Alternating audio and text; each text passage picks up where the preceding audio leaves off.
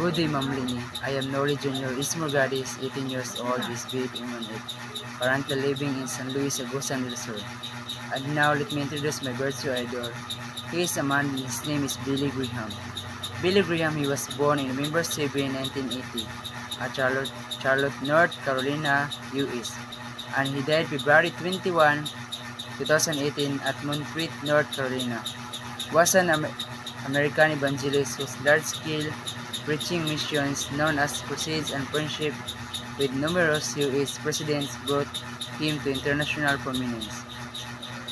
Billy Graham preached the gospel of Jesus Christ to some 215 people who attended one of his more than 400 crusades.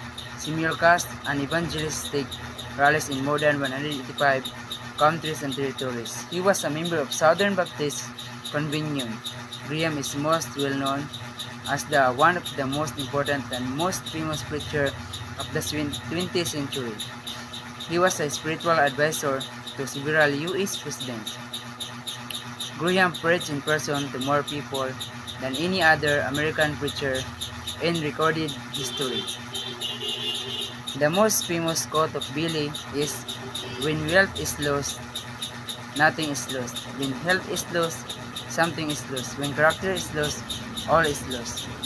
I was inspired of the life of Billy Graham.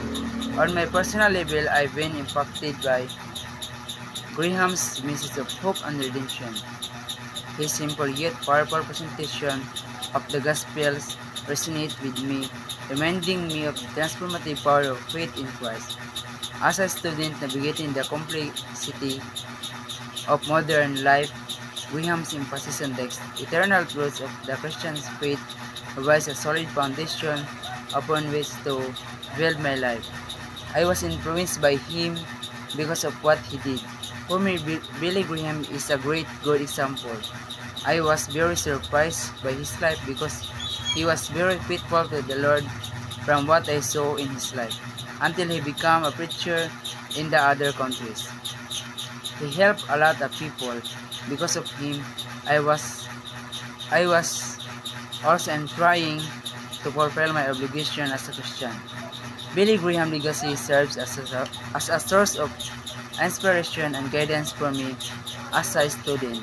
His unwavering faith, compassionate outreach, and commitment to truth challenge me to live out my faith authentically and to make a difference in the world around me. As I reflect on his life and ministry, I am reminded too of the timeless relevance of the gospel message and the power it has to transform lives. Thank you.